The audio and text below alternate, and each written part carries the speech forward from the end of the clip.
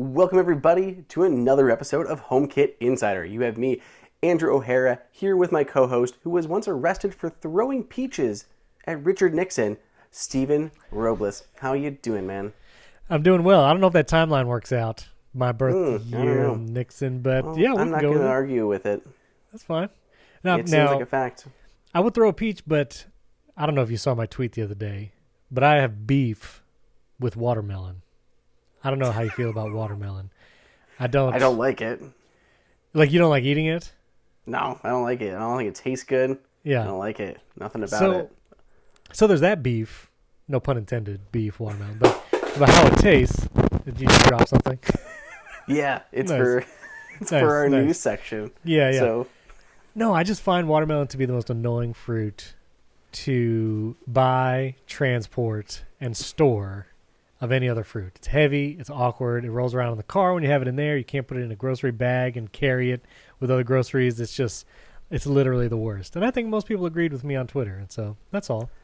yeah, I agree because I think it's disgusting, and I also agree with all of those things, and I don't have to put up with them because I think the fruit itself tastes bad. It's not worth all of that aggravation. I agree. Well, now, what do you feel, though, about watermelon-flavored things like a Jolly Rancher? Get out of here. You don't even like that?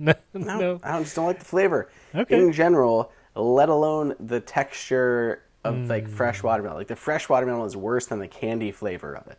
So, no. Yes, I agree. Have you seen the memes? This is all HomeKit related because you eat watermelon in a home.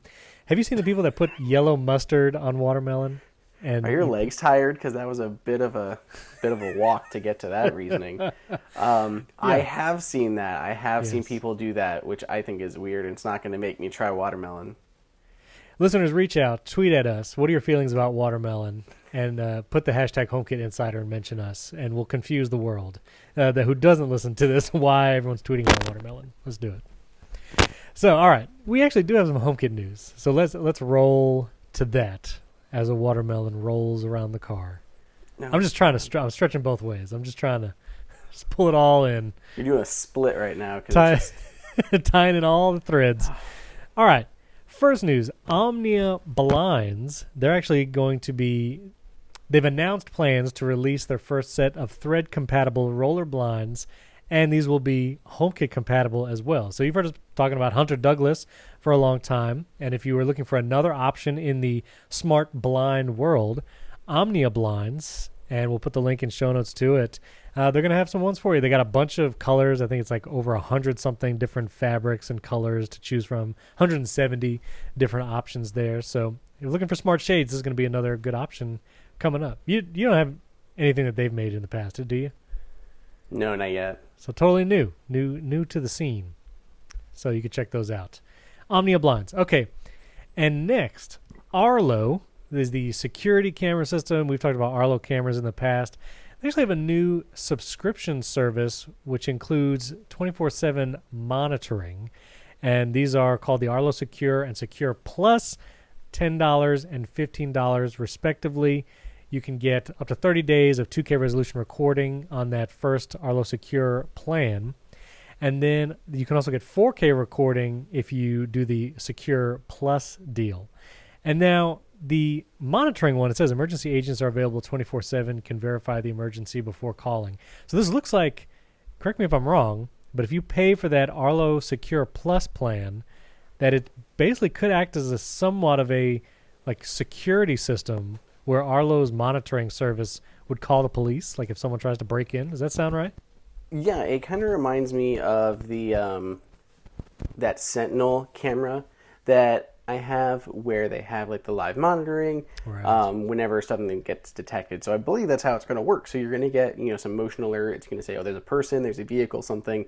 That's going to go to Arlo. Arlo's going to review that, and then with one button press, they can send emergency services, fire, medical, police, whatever, and they're able to update you live through the app as something's going on, and they're able to keep the police or emergency services in the loop as well as they're responding, so they know what to expect when they arrive on the scene.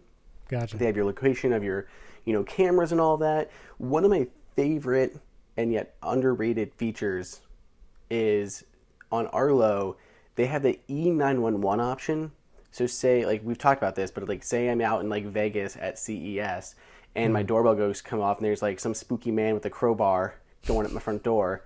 Yes. If you normally would just call 911 and you're out of town, which is what happens more often than not. You're on vacation or something and you call 911, they got to route it back to your hometown and make sure they get in contact with the correct local police department there. With E911, they actually route you to your local police department where your house is. So they route you to the correct authorities when you are calling emergency services, which I think is brilliant. And now they can kind of take advantage of similar stuff with this. Just when they see something, they know where your house is. So they're able just to handle all of that. Cool. I also like that you have unlimited 4K recording in the cloud if you got like the Arlo Ultras. Right. So that's pretty sweet. I mean, we're looking at HomeKit, 10 days of 1080p recording? Sure, unlimited cameras now with the new iCloud plans Plus coming out this fall. Yeah. iCloud Plus. Yeah, but 1080. We even had a question last week. Where's the higher resolution? So, man, 4K, unlimited recording, that's awesome. And so that's the $15 a month plan. Let me ask you this. I actually just canceled my Canary subscription because I had a Canary deal. I think it was $10 a month for 30 days of recording. I had a couple Canaries in my old house, but going forward, as I build a new house, I'm thinking about just going all HomeKit Secure Video now that we can do unlimited cameras, so I can have no other monthly fee aside just from my Apple One subscription that I'm going to pay anyway. Do you think it's worth it, or do you actually pay for any of these subscription services from the camera people themselves? I do, but I'm pretty deep into Arlo at the moment. I've got a lot of Arlo cameras. We'll talk about another one in a little bit before we get to listener questions. But I have several Arlos, including my doorbell. I found it to be more reliable than the Logitech one with HomeKit Secure Video. I think their AI is better with package detection, vehicle detection, animal detection, all of that. You get the animated glyphs when something happens, like it'll like zoom in and show you like what was the motion that tripped your alarm. So I like all of those aspects, and the cloud recording is better. So I was already paying for the Arlo stuff already with my regular cameras, and I'm probably going to do this as well because it's not much more. And I like that we get that unlimited cloud recording. I mean, they've always had the 4K. I believe it might have been like local versus the cloud. Right. So this will be an upgrade for my my two Ultra cameras that I have, which makes a big difference. I mean, if you got something that's far away, you cannot zoom in with 1080 and get a clear picture of what's going on.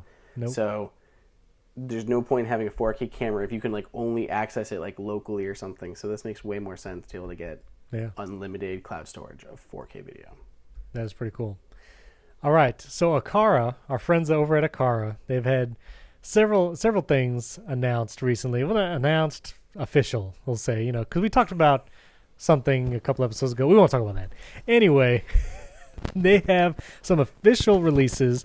Their Aqara M2 hub that we've talked about on previous episodes, the G2H camera, some of their sensors like door and window.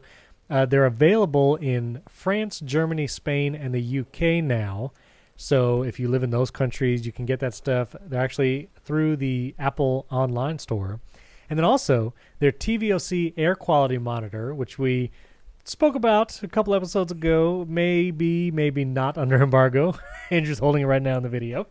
That is actually like officially official. We got an email official. It's officially the morning as we record that Aqara is like, hey, we're happy to introduce this thing that the HomeKit Insider has introduced weeks ago.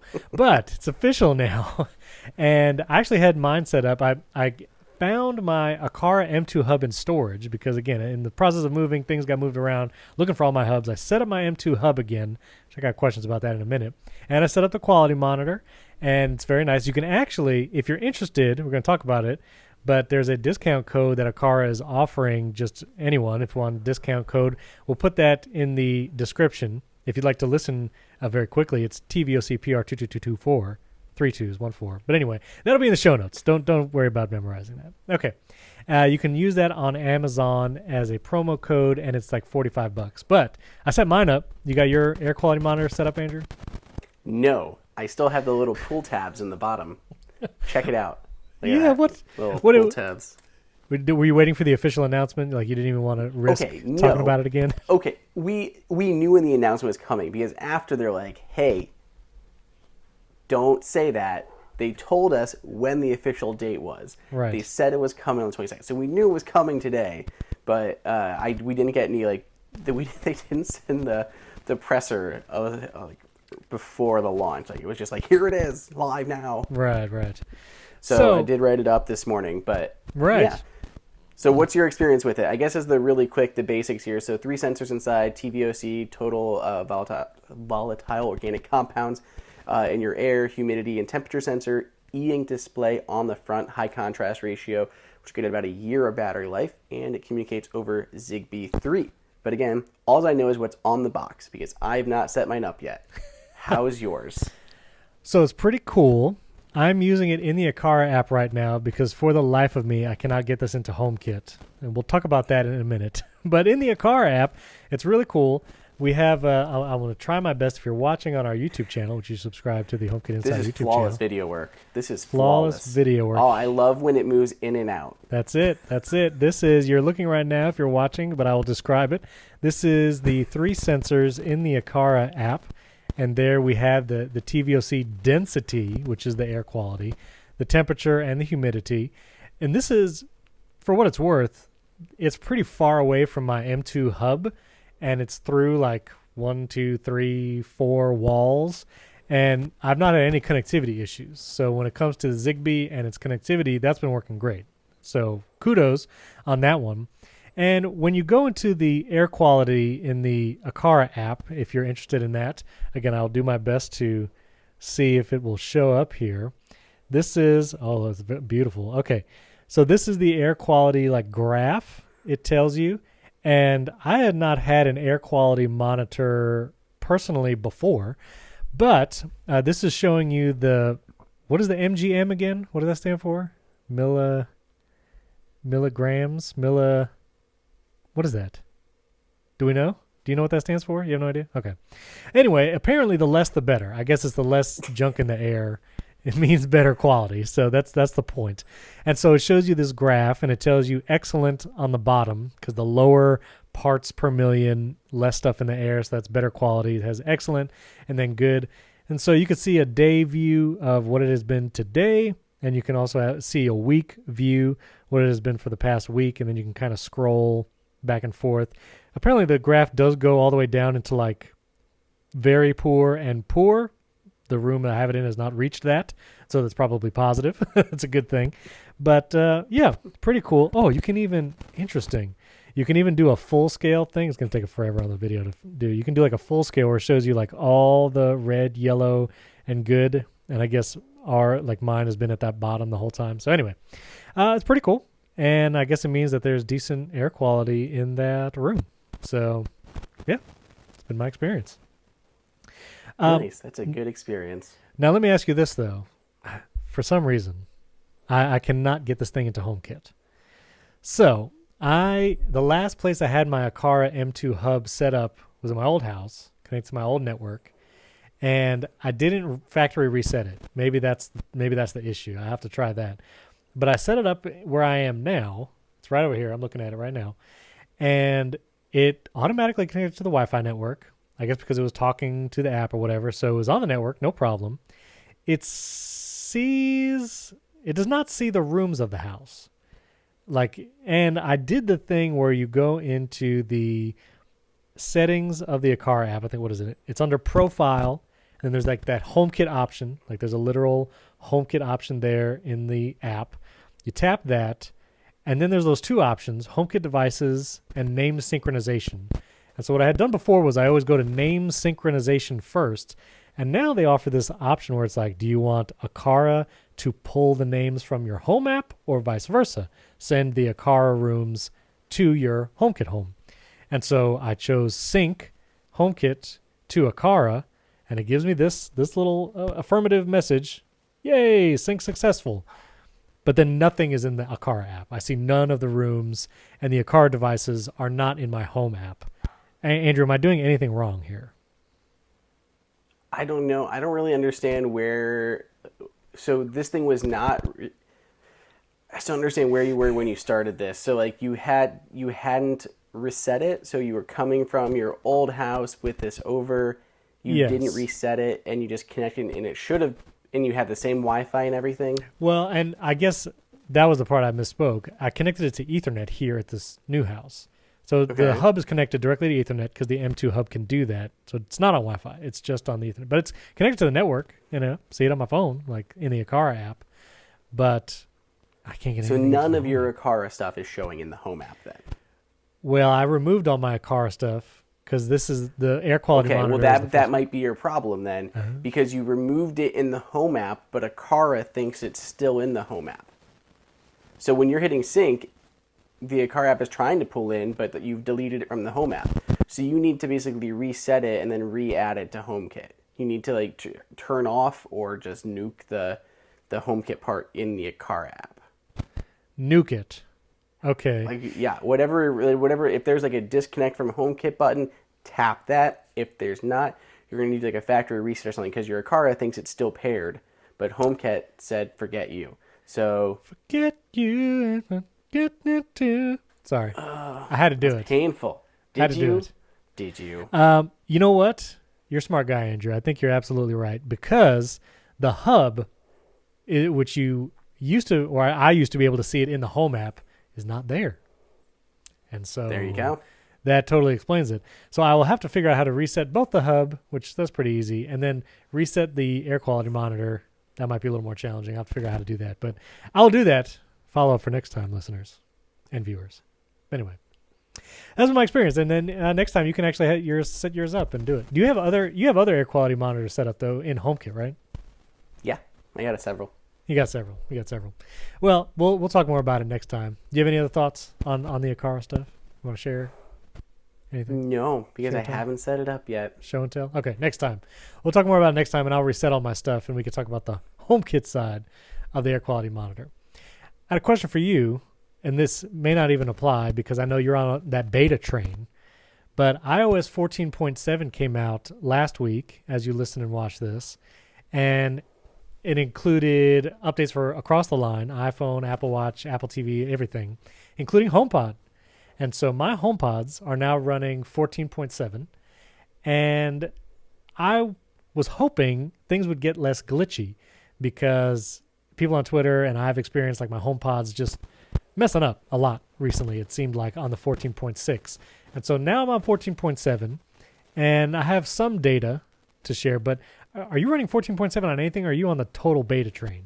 We've got one HomePod on 14.7 now, and the rest are all on HomePod 15.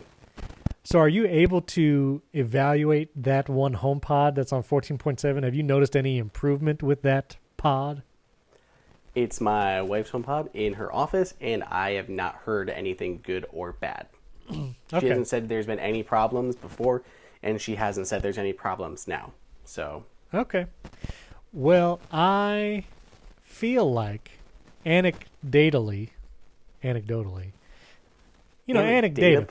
people use that term as this is just my experience of it, but I'm going to call it data.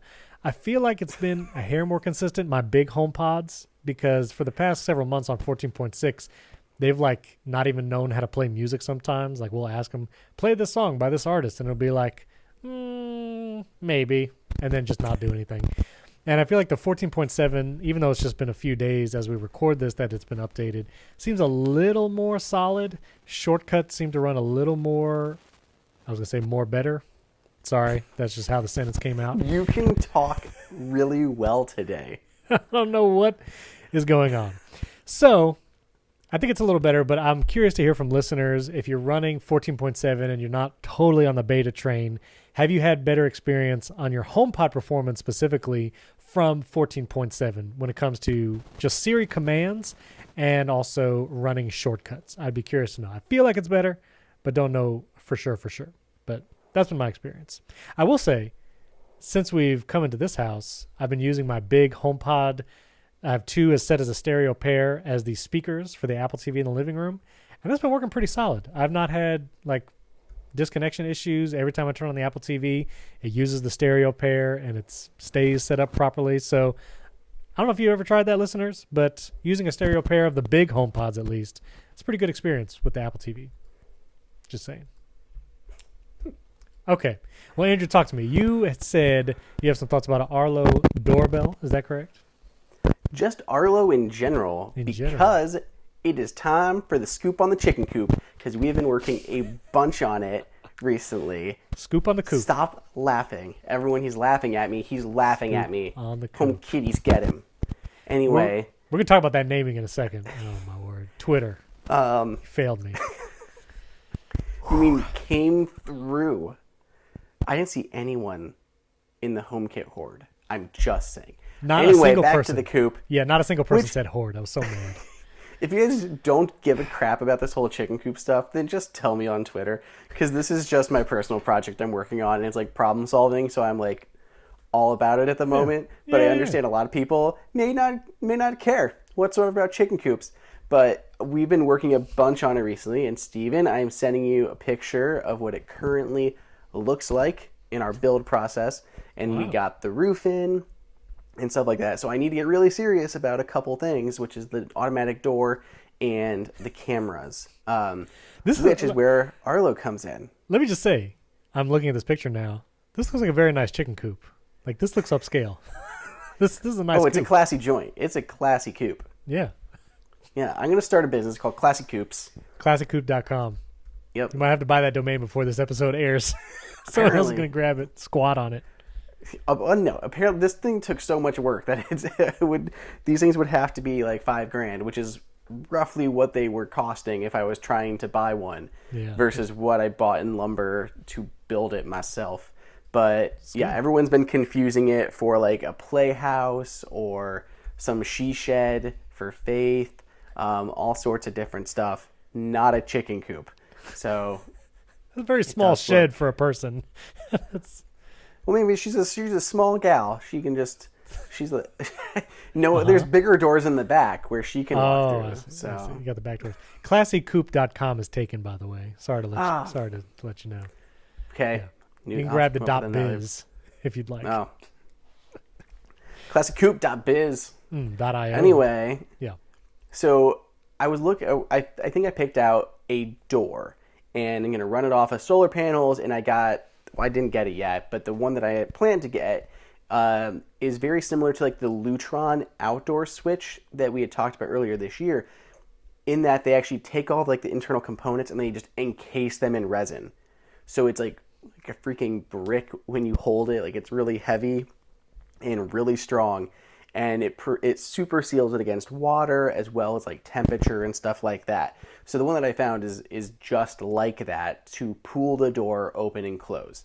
It's got extra locks to keep out like, Mr. Fox or Mr. Raccoon, whoever's trying to get in there. Yeah. So that's what I think I'm going to go with. But my wife is like, well, what if a chicken's outside when the door closes? Because it's going to be on a timer, because if we're not here, the door still needs to be able to open and close. She's like, what if one of the gals doesn't make it inside before the door closes? And, like, well, we'll just have our neighbors there. Well, they can't see back there. They can't see if there's like a chicken out, or, that's, how you make them walk back there. So I was trying to figure out how we could monitor this coop while we were gone. Well, I was looking and Googling, and then I was trying to figure out how to extend the range on my Arlos. And I came across something, and it's like, your Arlo range is like 300 feet. And I was like, it's like 300 feet? My coop is only like 10 feet long. And I'm like, there's no way there's 30 coops distance between where the coop is and the house. That's how I measure things in coops. Yeah, unit of measurement, coops. Yeah. There's at least a 30 coop range on the Arlos. That's a stone's coop away. Anyway. Yeah. So I was like, dang, I think it might like reach. So I took out one of my Arlos and I mounted it inside the coop, and I got a perfect shot, and it connects. So I can get 2K footage of the chicken coop from the house and from anywhere. So this is just more reason that we're sticking with the Arlos, because heck, this is really far out there. I mean, we've got almost an acre of land. And it's all the way at the back of our property, and the Arlo is still connecting and streaming live footage from the chicken coop. So as we put those chickens in, we'll be able to see if there's any stragglers still not in, at which point we still need someone to actually manually go open the door and put the chicken in. But at least we know if they are in their house or not at night. So okay. I feel better. We're getting somewhere. I never figured out how to make a HomeKit connected door for the coop, but at least on a schedule, and I can monitor and make sure that they're actually in there via HomeKit. So still good, still something, still progress. Maybe next week we'll have the roof up, but we're getting close. That's cool. I wonder if you had an army of SwitchBot fingers, could they close a door and then also open the door? I mean, SwitchBot comes with that little, like, the thing you can tie around a switch, so it goes both ways. But anyway. Here's the coop on the video for anyone who's seeing this. There's the coop. I think I'm more successful in holding my phone up to camera than Steven was earlier in the I was episode. trying to be very, very close. It's rough on that focus. Look, see? I hold my hand up. Focused on my hand that time pretty quick. But anyway. Very good. Chicken coop update. So. No, it's chicken coop scoop. It's the scoop in the coop. Yeah. Scooping the coop. I want to see you put an air tag on every chicken. That's what I want to see, so you can track their location. And with iOS 15, I'll get an alert whenever they leave the property. Exactly. Boom. Done. Flawless. We just need a chicken collar for air tags, which, but super fast. Apple's MagSafe battery pack, completely unrelated to anything we talked about. Yes. I do want to ask you. Well, the battery pack, I hope this is made public by the time this episode airs, because I just got a text, I got an email stuff from Nomad, and it has to actually launch. I was told it was launching, but it hasn't as of when we recorded this. They came out with a leather cover for the MagSafe battery pack, and I can't tell if I like it or am appalled by it, because we're like at peak accessory for accessoriness of this. And it's adding to the thickness and the weight of the MagSafe battery pack. But I also got a lot of people complaining about the white color of this thing. It's like, I don't know what I think about this. I honestly just don't. I'm like, wow, it looks really nice, but also why? So, okay, now, what do you... Hold on a second. First of all, you're holding the MagSafe battery pack for our listeners. Overall, I mean, pretty good. We'll link to your videos. Oh, I love this thing. I really like this thing. I used a lot of third-party ones, and they've been, to be honest, garbage. I hate that you need to manually turn them on. The magnets are weak. They are big and bulky. Yeah. They have been just awful for me. And this thing is so, compact of just putting it on here. Again, on the camera. I don't think it's adding much weight or thickness to this at all, especially compared to the third-party ones. I mean, the ones I've been showing up in videos a lot are the Hyper, the Anchor, and the Mophie ones, and this is smaller than all of them. Yeah. I don't mind the white, but it is pretty bright compared to like this Nomad case I've got on, brown Nomad case. Just imagine if this was just all leather. It just matched my phone case. So I switch my phone cases like every other day, so. How does that leather stay out? Because it can't totally surround the MagSafe battery pack, because there has to be contact. So is it just like a sleeve or how does that go on? My expectation is it's just like the AirPods case. I mean, think of like the AirPods Pro case. Like it's got that hat. It's super thin. I think they usually put a piece of like silicone, and then it's like tight, and then just kind of suctions itself on basically, and just stays on there. I mean, I've never had it fall off my AirPods before. Right. They could also use like the microsuction that they use for their similarly ridiculous product, their leather cover for MagSafe. Yes. I mean that does feel like peak accessory. But you can't argue that it doesn't look nice. I mean, it just looks nice. It looks good, but yeah, I mean, $25 to cover your puck, which the puck stays either by your bedside or in your car. Like, it's not like a bunch of people are seeing it, so I don't know. I travel with mine, which is actually my biggest problem with the MagSafe battery pack, is that I want to take this with me, but before I wasn't really taking a lightning cable, because I was taking, MagSafe, and then a watch charger, and that'd be it. And now I'm like, I need a lightning cable to charge my battery pack. Yeah, I didn't see anybody talking about that. I guess you can't charge the MagSafe battery pack with MagSafe. Like, you can't put the puck on the pack, right? Like, that doesn't do anything? Nope. Because it's only one way. That's weird. Huh. I know. I was really hoping there'd be like MagSafe input into this thing, but there's just not. I mean, it would have made it thicker, but okay. Yeah. Now you have a Pro Max, right? Correct. Have you seen like how much battery you get from slapping that on? Like, does it increase 40, 50%? I know it can't fully charge, but I mean, I tweeted about this, and I got a lot of people asking about it, but it's about a 53% charge. I went from 1% because I didn't want it completely dead, but from like a 1% battery to 53% in almost exactly 2 hours is what it was. That's pretty And for me, I'm happy with those results. I mean, 50% charge on like the Pro Max is a ton of juice. yeah. And for me, this is mainly about like going out on the weekends or something. Like, Right. I mean, we've got like this weekend now, I'm going to a bachelor party and we're going to be going to the bars and stuff like that. And I know I'm going to be between streaming music or taking photos or whatever else. Like I'm probably going to not be charging my phone very well. Right. And being able just to stick this on there and get that, an extra 50% juice is going to be super, super helpful. Going out for the night, being able to slap this on, get you through the night if you had a long day of using your phone.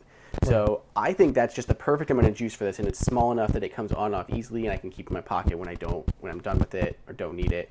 And even the charging speed, I don't mind because it doesn't add that much bulk when it's on the phone. Right. I don't care how long it takes. Like, it's giving me the extra juice that I need, and it's still like smaller than having put on like Apple's whole silicone Yeah, the whole case thing. battery case. Yeah. So I like this. I like this a lot. Take this off cool. versus a whole case, way better. That's I great. dig this a lot. Side note, your microphone, I think, is rubbing a lot on your shirt. I just started hearing, like, it's a lot. Why are you rubbing on things? Okay. Was it my wild gesturing? It might have been. I heard it a lot when you were just talking about your MagSafe thing. So I guess all the moving. I don't know what to do with my hands. I don't know. Anyway, listeners, check out. I will link to the YouTube videos that Andrew has with the MagSafe battery pack. Mine should be coming today as we record, so I'll have some thoughts on it. But I'm excited. I have the Anchor one, and it just feels so big. And yeah, I'm looking forward to having the Apple one and carrying that with me, in a bag or whatever, and just throwing it on. So pretty cool. All right, listener questions before we get to our naming debate. two good questions here. One, Tim Rand on Twitter was asking, is there such a thing as a UPS that is HomeKit connected? I found power strips, but do I need to buy both? And so, listeners, if you don't know what that is, a UPS is like a battery backup that you would put between the power in the wall and your computer and devices. So it's like this big battery pack. You can get varying sizes in commercial situations. You could have like server mounted UPSs. And the idea is that if power goes out or if there's like blips in power, that this UPS will provide constant power to your devices. In the event of a power outage, it would give you enough time to properly shut down all your equipment so the power outage just doesn't cut the power immediately. So really useful. I don't use one right now. I think once I get into a new house, I'll probably have one just because it's cool and it's also useful, especially if you have like sensitive equipment like a big hard drive or like a Synology with a bunch of video footage. It can protect that stuff from power surges. A power surge protector can protect it from like surges, but if there's a power outage and your Synology just like shuts off immediately, these UPSs will at least give it a few minutes. And I think there's even some models that will attach to a computer via USB. And so the computer can actually tell the UPS, or the UPS knows we lost power, and the UPS can tell the computer to shut itself down. So like your Mac can shut itself down and your Synology can shut itself down automatically. So they're really cool devices. I do not think there are any HomeKit enabled UPSs. I mean, it's a pretty niche device. I could be wrong, but you don't know of any, do you? Nope, I don't think there's anything like that. Yeah. I do have a UPS on my Mac Pro here because I do have a lot of hard drives, and we've had issues with power before. So mine will plug in, and it'll get me like, as long as I'm not like exporting a video at that moment, it'll give me like 20, 30 minutes or something to be able to shut down my gear and make sure I don't have any, corruption or issues with my stuff. But no, you kind of have to have both, which is also probably not advisable. Like usually a UPS has like essentially surge down the back. It'll have like 6 outlets out the back depending on how big of a one you get or more. So they usually probably wouldn't recommend to plug in like an extra surge protector / power strip into that. Probably but I know what you're going for. I would maybe, depending on which one, go for just like an actual like smart plug and plug those in.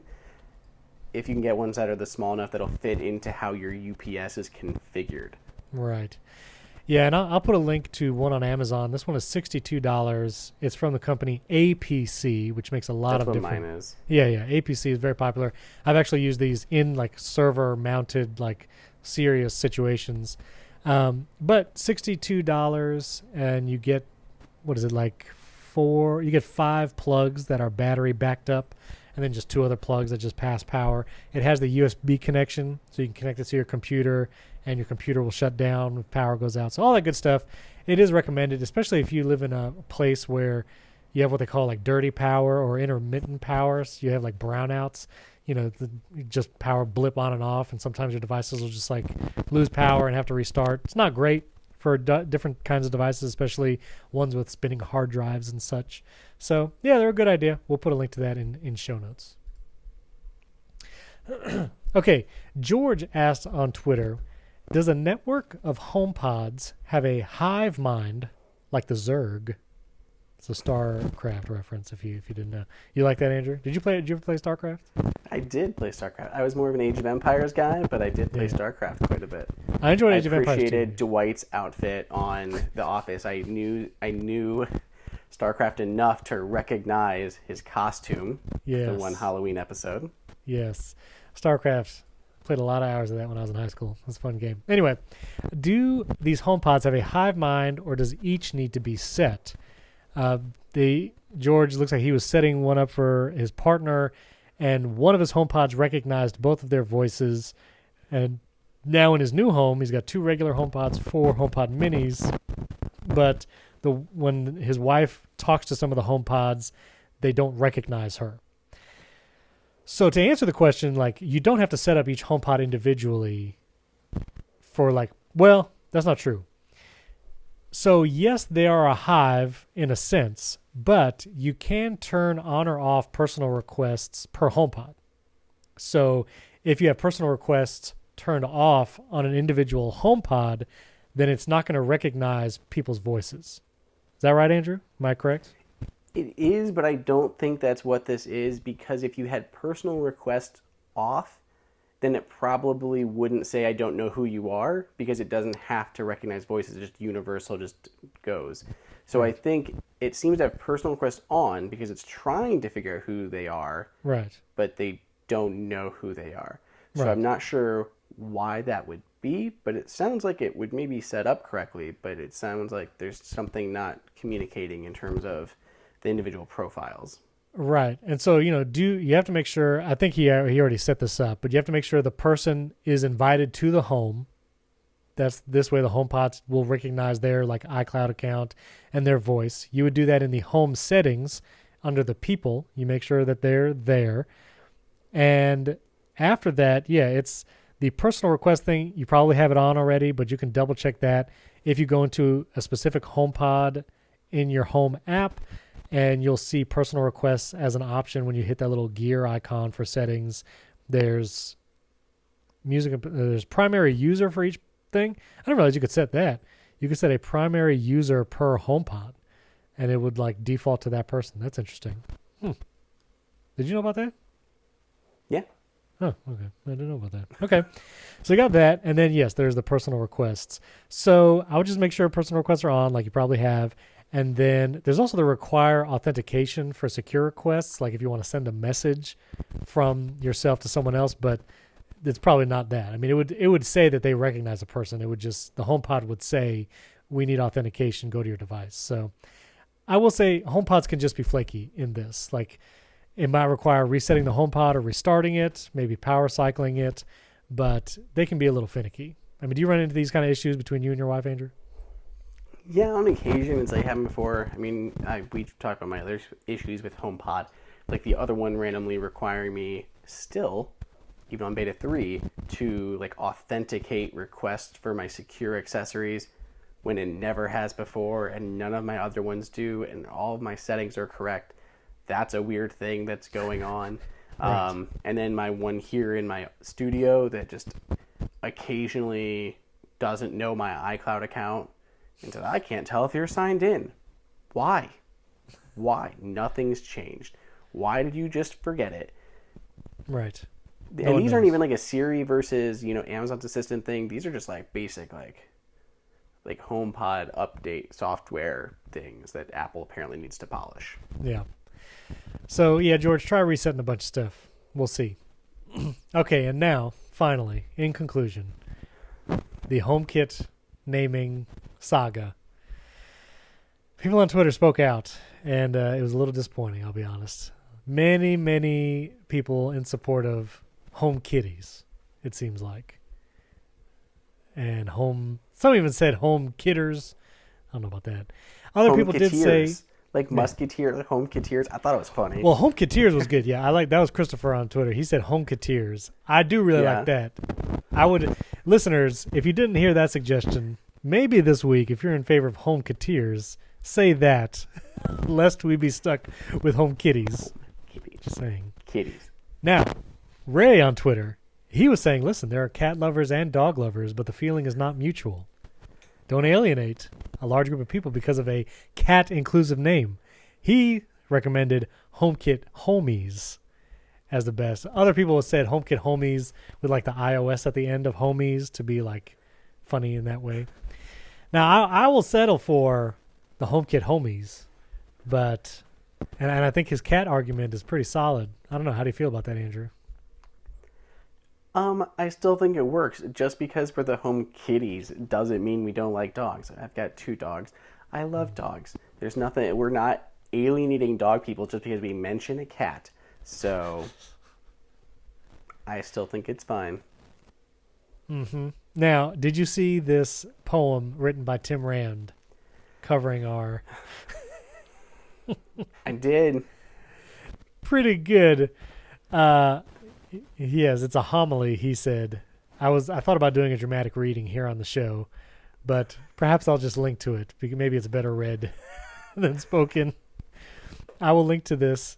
Kudos to Tim for putting together this homily of our naming saga. So are we for real going to settle on Home Kitties? Is that going to be the deal? Apparently. I can't think of what a group of kittens is called. I was going to say... gaggle. Term for... is it really I don't think it's a gaggle. That's geese. Group of kittens. I went through this whole... I saw this thing on social media with all the namings of group things. Oh, it's a litter. Well, a group of kittens is a litter. That makes sense. Well, the litter has spoken. Oh. The litter has spoken. That just hurts. Now, the actual name for a group of cats is a clouder. I knew that one, I think. Probably wouldn't have been able to say it on the spot, but I had known that one. The HomeKit clouder doesn't really roll off the tongue, but it's an option. Home clouder. No, maybe not. Anyway, I want one last week, listeners. Home Kiteers or Home Kitties? Kitties. Home Kiteers or Home Kitties? I like Home Kiteers. I mean, we could even do like a little Photoshop. Home Kitties. I'd love to see some fan art. Maybe the two of us, like, you know. We could have a home icon with little cat ears on it. It'd be adorable. No, with musketeer garb, with a sword. Not cheesy. This isn't a Renaissance fair. This is a serious tech podcast. I'd be about the Renaissance fair. Home Kitties. Home Kiteers. Listeners, one last week. Rise up, Home Kiteers. Put your paws in the air. We gotta end the show. This is terrible. Listeners, let us know. Tweet at us. Andrew and I's Twitter handles are in the show notes. If you haven't yet, we would appreciate a 5-star rating and review. We're in the top 100 tech podcast, Andrew. I don't know if you saw that, but we're like we passed the Rubicon of 100. We're in the like top 90 or something. It's getting there. Home Kitties lifting us up. Oh goodness! Please, listeners, I'm begging you. But leaving a 5-star rating and review in Apple Podcasts greatly helps out the show. We would appreciate that. Tweet at us. Check out all the videos. YouTube.com/Apple Insider. We'll put a link to the YouTube channel in the show notes. And I don't know what else we close with, but the HomeKit Insider YouTube channel. Yes, that we don't have a short URL yet, right? Not yet. Not yet, because we need more of you people to subscribe and to like and to watch videos, because we don't have full customization stuff yet, because we just spun up this channel. So help us subscribe, watch the videos, listen in the background, so we can get these stats up, so we can get our custom URL and all the other branding and stuff like that we need. And so I will put the first link in the show notes will be the HomeKit Insider YouTube channel. We just actually crossed 100 subscribers. I think you can get a custom name with that, right? 100? I don't know. I forget. don't know. I forget. But anyway, we will put a link to that channel in the show notes at the very top. Check it out. Subscribe. You can watch the episodes there. And otherwise, just reach out. We love hearing from you. Let us know what projects you got going on, what products you'd like to hear about or are interested in. And we appreciate you listening and watching. See you next week, HomeKiteers. Kitties.